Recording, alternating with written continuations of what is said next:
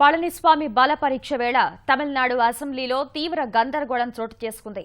పన్నీర్ సెల్వం, పళనిస్వామి వర్గీయులు, డీఎంకే కాంగ్రెస్ సభ్యుల నినాదాలు, ఆగ్రహావేశాలతో సభలో విధ్వంసం జరిగింది.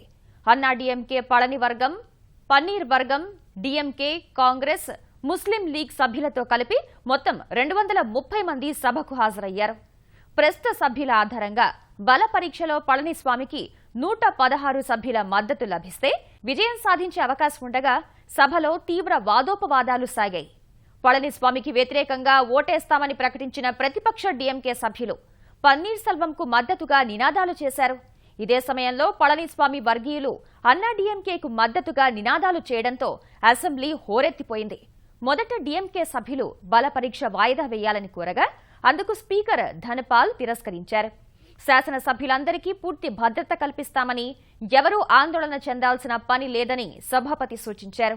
ఇదే సమయంలో పన్నీర్ సెల్వం వర్గీయులు రహస్య ఓటింగ్కు పట్టుపట్టగా అందుకు డీఎంకేకు చెందిన 88 మంది, కాంగ్రెస్కు చెందిన 8 మంది సభ్యులు కూడా మద్దతు పలికారు.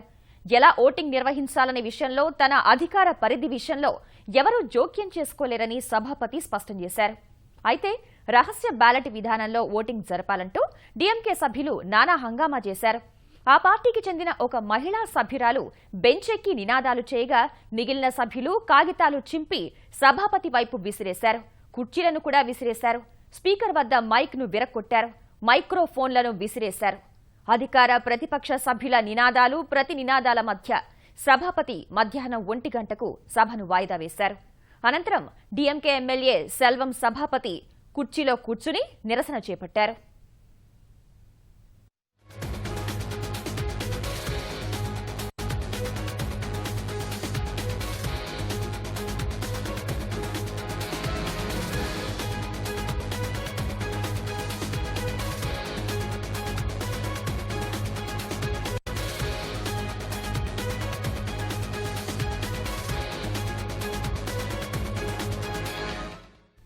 డీఎంకే సభ్యుల విధ్వంసకాండలో అసెంబ్లీ అధికారి ఒకరు గాయపడ్డారు. సభ వాయిదా పడగానే హుటాహుటిన అంబులెన్స్ పిలిపించి సదరు అధికారిని ఆసుపత్రికి తరలించారు. మరోవైపు శాసనసభ ప్రాంగణంలోని ఛాంబర్లో ముఖ్యమంత్రి పళనిస్వామి సీనియర్ మంత్రులతో మంతనాలు జరిపారు. విపక్ష సభ్యులు సైతం విస్తృత సంప్రదింపులు జరిపారు.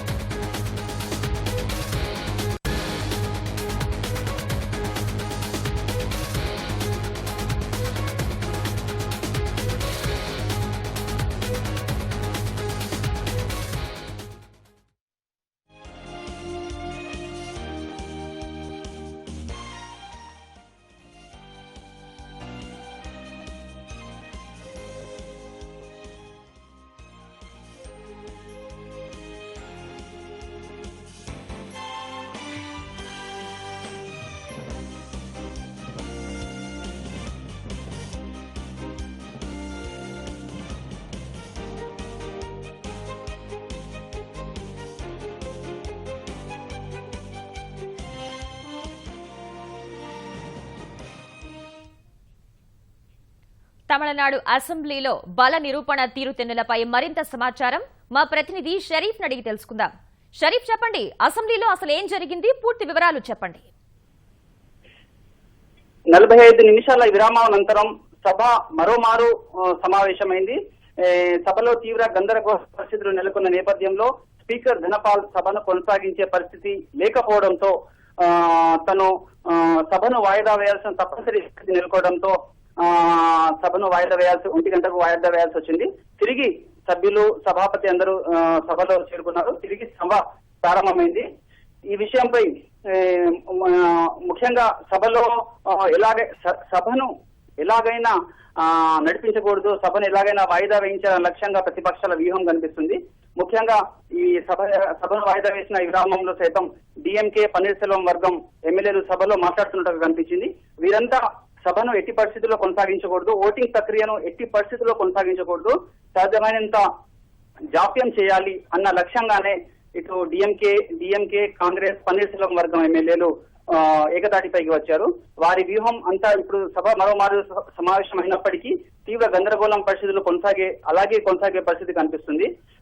స్పీకర్ ను ఎట్టి పరిస్థితుల్లో ఓటింగ్ కి అంతకుముందు సభలో ఓటింగ్ ప్రక్రియను ప్రారంభించాలని 6 విభాగాలుగా ఓటింగ్ నిర్వహించాలని స్పీకర్ ధనపాల్ నిర్ణయించడం దరిమిలా గందరగోళం తీవ్రమవడంతో అనివార్యమైంది సభను వాయిదా వేయడము.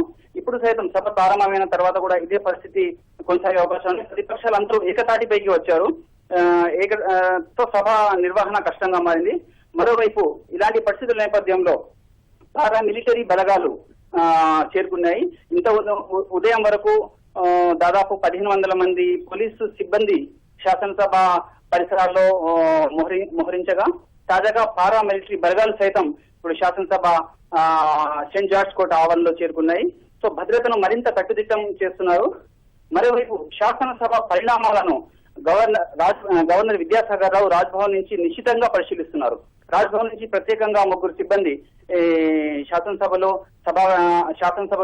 శాసనసభలో పరిణామాలు మినిట్స్ పరిశీలిస్తున్నారు. ప్రతి నిమిషం జరుగుతున్న సమాచారాన్ని వారు రాజ్భవన్ కి పంపిస్తున్నారు. సో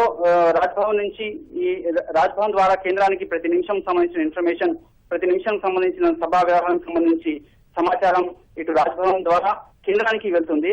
సో ఈ విషయంపై స్పీకర్ ఎలా వ్యవహరించనున్నారు, స్పీకర్ సభను ఎలా నడిపిస్తున్నారన్న విషయంపై చాలా నిశ్చితంగా గమనిస్తున్నారు.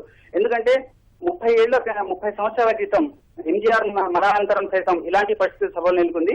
అప్పుడు జయలలిత వర్గము, జానకి వర్గము 2 వర్గాలుగా చేసినప్పుడు అప్పుడు కూడా సభ ఇలాగే స్తంభింపజేశారు. అప్పుడు తీవ్ర గందరగోళం పరిస్థితి నెలకొంది.